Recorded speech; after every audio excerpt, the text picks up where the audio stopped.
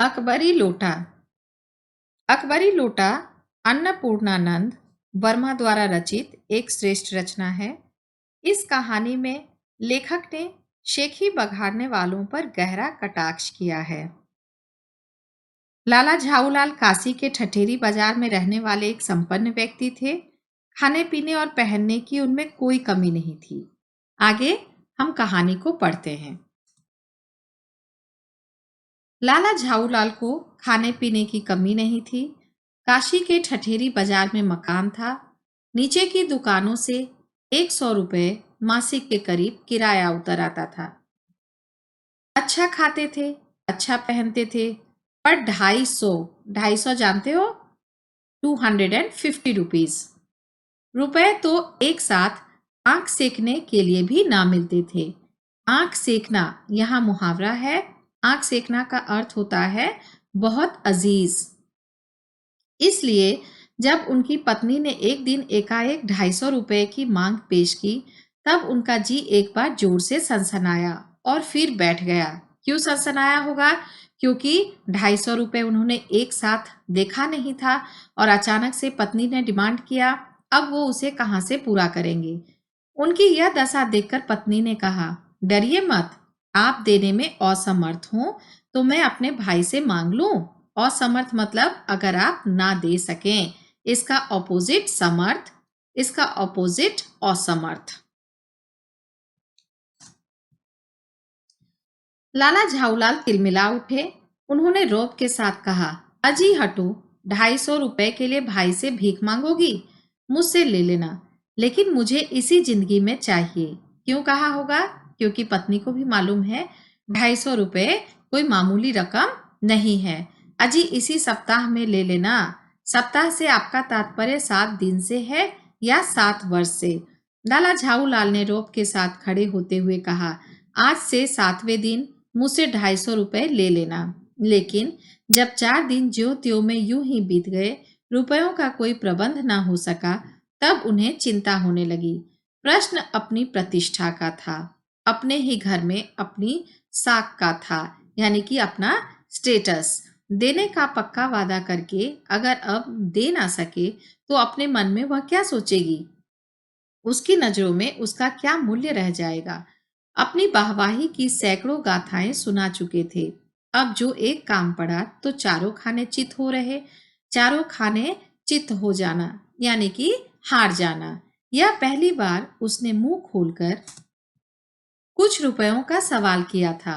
इस समय अगर दुम दबाकर निकल भागते हैं तो फिर उसे क्या मुंह दिखलाएंगे? दुम दबाकर निकल भागना यानी कि डरकर निकल जाना। सारे मुहावरे को अंडरलाइन करो।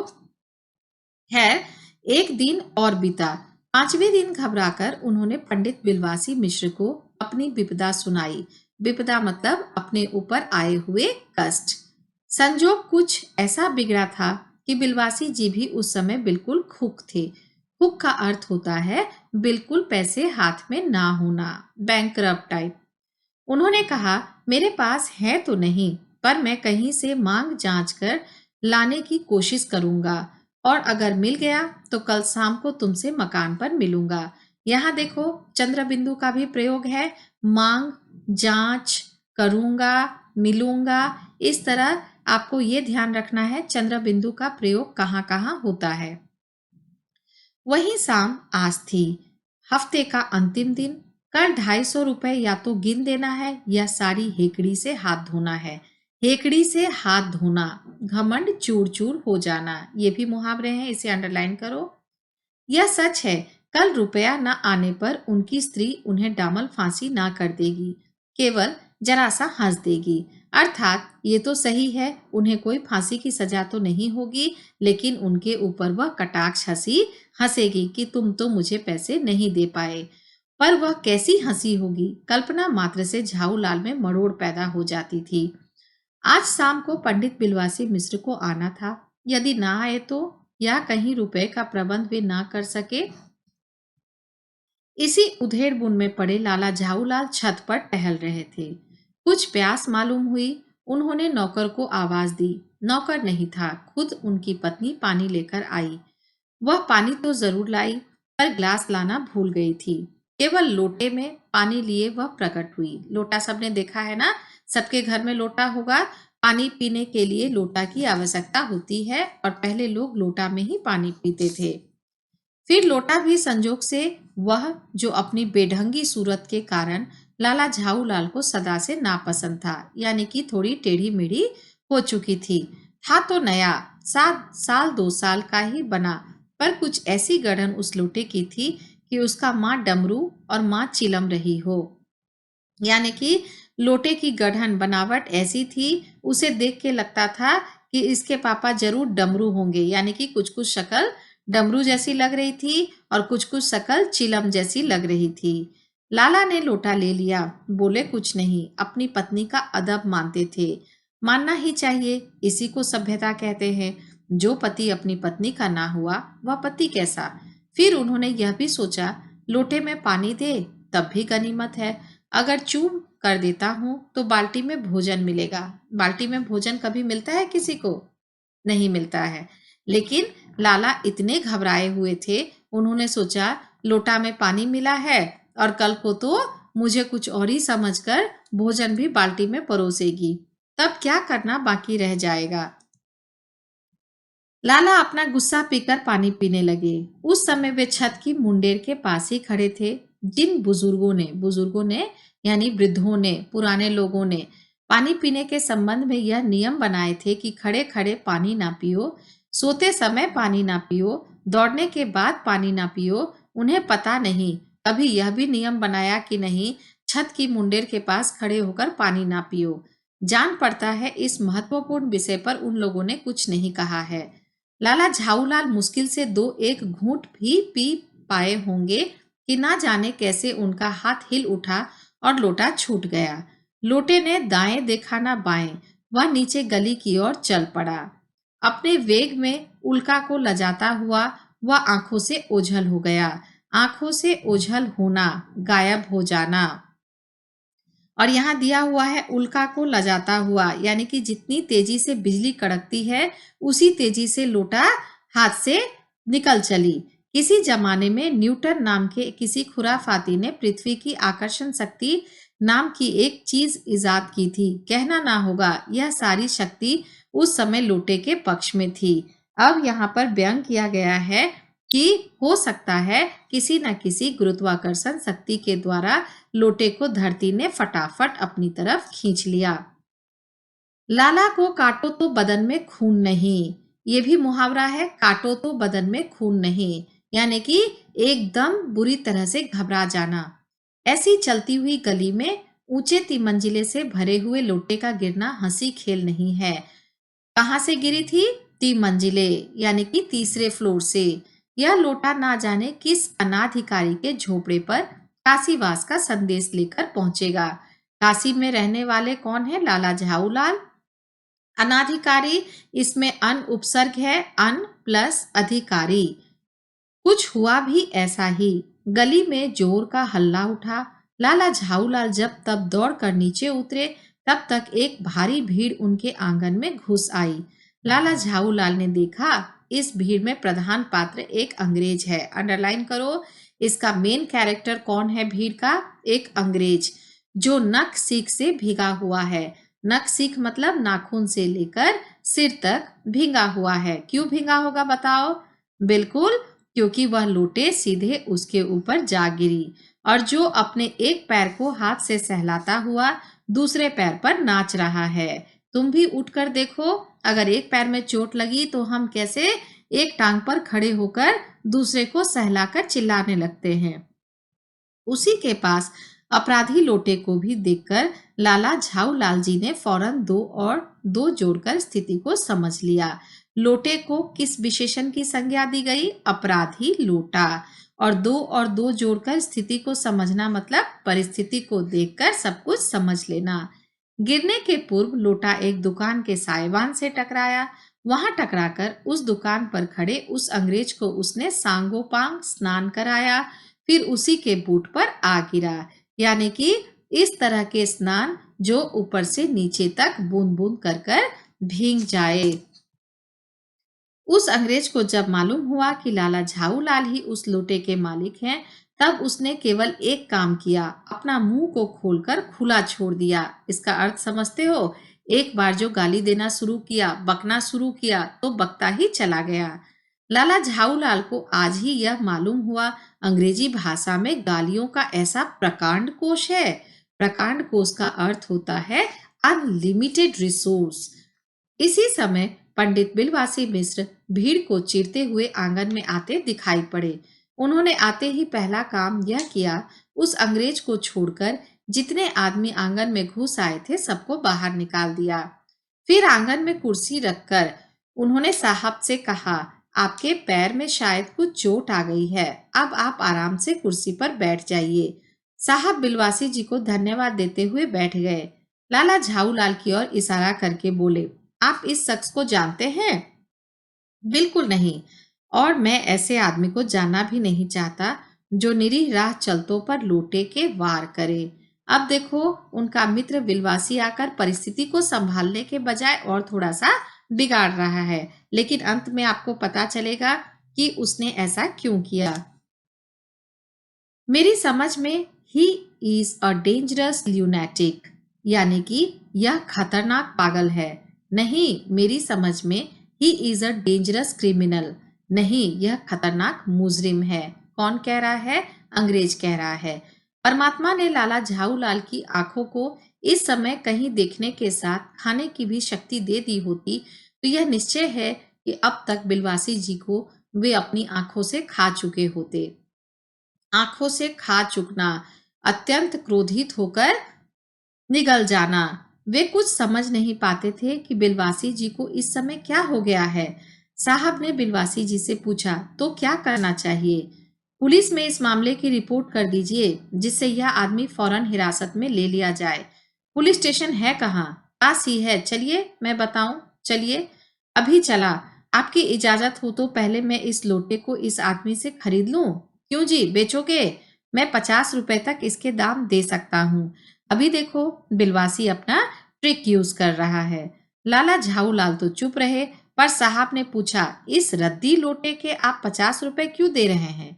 आप इस लोटे को रद्दी बताते हैं? आश्चर्य! मैं तो आपको एक विज्ञ और सुशिक्षित आदमी समझता था। विज्ञ अर्थात विद्वान, सुशिक्षित, पढ़ा लिखा। कौन किससे कह रहा है? हाँ, बिलवासी अंग्रेज से कह रहे हैं। आखिर बात क्या है, कुछ बताइए भी। जनाब, यह एक ऐतिहासिक लोटा जान पड़ता है। जान क्या पड़ता है? मुझे पूरा विश्वास है यह एक प्रसिद्ध अकबरी लोटा है। अब देखो, लोटे का नामकरण हो गया। क्या हो गया? अकबरी लोटा, जिसकी तलाश में संसार भर के म्यूजियम परेशान हैं। यह बात? जी जनाब, 16वीं शताब्दी की बात है। बादशाह हुमायूं शेरशाह से हारकर भागा था और सिंध के रेगिस्तान में मारा मारा फिर रहा था। एक अवसर पर प्यास से उसकी जान निकल रही थी। उस समय एक ब्राह्मण ने इसी लोटे से पानी पिलाकर उसकी जान बचाई थी। हुमायूं के बाद अकबर ने उस ब्राह्मण का पता लगाकर उससे इस लोटे को ले लिया और इसके बदले में उसे इसी प्रकार के 10 सोने के लोटे प्रदान किए। यह लोटा सम्राट अकबर को बहुत प्यारा था, इसी से इसका नाम अकबरी लोटा पड़ा। वह बराबर इसी से वजू करता था। सन 57 तक इसके शाही घराने में रहने का पता है, पर इसके बाद लापता हो गया। कलकत्ता के म्यूजियम में इसका प्लास्टर ऑफ मॉडल रखा हुआ है। पता नहीं यह लोटा इस आदमी के पास कैसे आया। म्यूजियम वालों को पता चले तो फैंसी दाम देकर खरीद ले जाएं। अब देखो, बिलवासी जी ने अपनी बातों से अंग्रेज का मन मोह लिया। इस विवरण को सुनते सुनते साहब की आंखों पर लोभ और आश्चर्य का ऐसा प्रभाव पड़ा कि वे कौड़ी के आकार से बढ़कर पकौड़ी के आकार की हो गई। कौड़ी जानते हो, छोटा सा, वैल्यूलेस, और पकौड़ी तो सभी को जानते हो, टेस्टी होता है। जब पकौड़ी दिखे तो हम उस पर टूट पड़ते हैं। उसने बिलवासी जी से पूछा, तो आप इस लोटे का क्या करिएगा? मुझे पुरानी और ऐतिहासिक चीजों के संग्रह का शौक है। मुझे भी पुरानी और ऐतिहासिक चीजों के संग्रह करने का शौक है। जिस समय यह लोटा मेरे ऊपर गिरा था, उस समय मैं यही कर रहा था। उस दुकान से पीतल की कुछ पुरानी मूर्तियां खरीद रहा था। जो कुछ हो, लोटा मैं ही खरीदूंगा। वाह, आप कैसे खरीदेंगे? मैं खरीदूंगा, यह मेरा हक है। हक है, जरूर हक है। यह बताइए, उस लोटे के पानी से आपने स्नान किया या मैंने? आपने। वह आपके पैरों पर गिरा या मेरे? आपके। अंगूठा उसने आपका भुर्ता किया या मेरा? आपका। इसलिए उसे खरीदने का हक मेरा है। यह सब बकवास है। दाम लगाइए, जो अधिक दे वह ले जाए। यही सही। आप इसका 50 रुपया लगा रहे थे। मैं 100 देता हूँ। मैं 150 देता हूँ। मैं 200 देता हूँ। अब देखो, बात बढ़ता गया। 150 का अर्थात 150 रुपीज। 200 already know, 200 rupees. अजी मैं 250 देता हूँ। उसने कहा, मैं 250 देता हूँ। यह कहकर बिलवासी जी ने 250 के नोट लाला झाऊलाल के आगे फेंक दिए। साहब को भी ताव आ गया। उसने कहा, आप 250 देते हैं तो मैं 500 देता हूँ। अब चलिए। बिलवासी जी अफसोस के साथ अपने रुपए उठाने लगे, मानो अपनी आशाओं की लाश उठा रहे हो। उन्होंने एक्टिंग किया और उन्होंने सोचा हाथ से लोटा चला गया। साहब की ओर देखकर उन्होंने कहा, लोटा आपका हुआ, ले जाइए। मेरे पास 250 से अधिक नहीं है। यह सुनना था कि साहब के चेहरे पर प्रसन्नता की कुंजी गिर गई। उसने झपटकर लोटा लिया और बोला, अब मैं हंसता हुआ अपने देश लौटूंगा। मेजर डगलस की डींग सुनते सुनते मेरे कान पक गए थे। कान पक जाना, बोर हो जाना। मेजर डगलस कौन है? मेजर डगलस मेरे पड़ोसी हैं। पुरानी चीजों के संग्रह करने में मेरी उनकी होड़ रहती है। गत वर्ष वे हिंदुस्तान आए थे और यहाँ से जहांगीरी अंडा ले गए थे। जहांगीरी अंडा? अब समझते हो कि इनको भी मूर्ख बनाया गया, और इससे पहले जो मेजर डगलस आए थे उन्हें भी मूर्ख बनाया गया था। हाँ, जहांगीरी अंडा। मेजर डगलस ने समझ रखा था हिंदुस्तान से वे ही अच्छी चीजें ले सकते हैं, पर जहांगीरी अंडा है क्या? आप जानते होंगे कि एक कबूतर ने नूरजहां से जहांगीर का प्रेम कराया था। जहांगीर के पूछने पर कि मेरा एक कबूतर तुमने कैसे उड़ जाने दिया, नूरजहां ने उसके दूसरे कबूतर को उड़ाकर बताया था। ऐसे उसके इस भोलेपन पर जहांगीर दिलोजान से निछावर हो गया। उसी क्षण से उसने अपने को नूरजहां के हाथ कर दिया। कबूतर का यह एहसान वह नहीं भूला। उसने एक अंडे को बड़े जतन से रख छोड़ा। एक बिल्लौर की हांडी में वह उसके सामने टंगा रहता था। बाद में वही अंडा जहांगीरी अंडा के नाम से प्रसिद्ध हुआ। उसी को मेजर डगलस ने 5 साल दिल्ली में एक मुसलमान सज्जन से 300 रुपए में खरीदा। यह बात? हाँ, पर अब मेरे आगे दून की नहीं ले सकता। मेरा अकबरी लोटा उनके जहांगीरी अंडे से भी एक पुश्त पुराना है, यानी कि 1 सेंचुरी पहले का। इस रिश्ते से तो आपका लोटा उस अंडे का बाप हुआ। साहब ने लाला झाऊलाल को 500 रुपए देकर अपनी राह ली। लाला झाऊलाल का चेहरा इस समय देखते बनता था।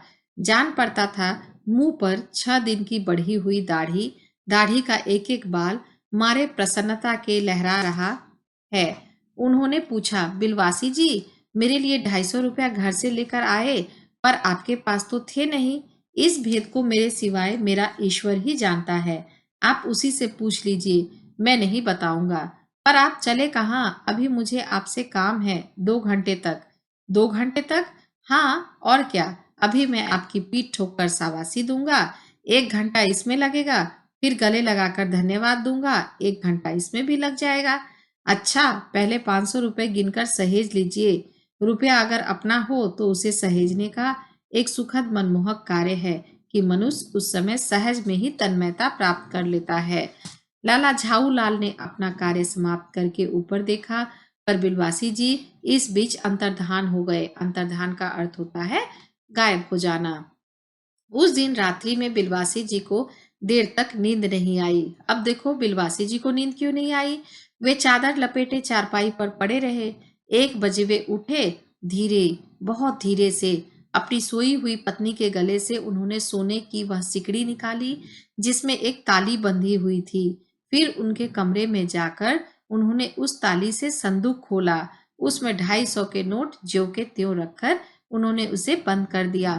फिर दबे पांव लौटकर ताली को उन्होंने पूर्ववत अपनी पत्नी के गले में डाल दिया। इसके बाद उन्होंने हंसकर अंगड़ाई ली। दूसरे दिन सुबह 8 बजे तक चैन की नींद सोए। अब समझ में आया बिलवासी जी ने पैसे का जुगाड़ कहाँ से किया था। उन्होंने भी अपनी पत्नी के संदूक से चुराए थे। तो ये आपकी अकबरी लोटा की कहानी थी।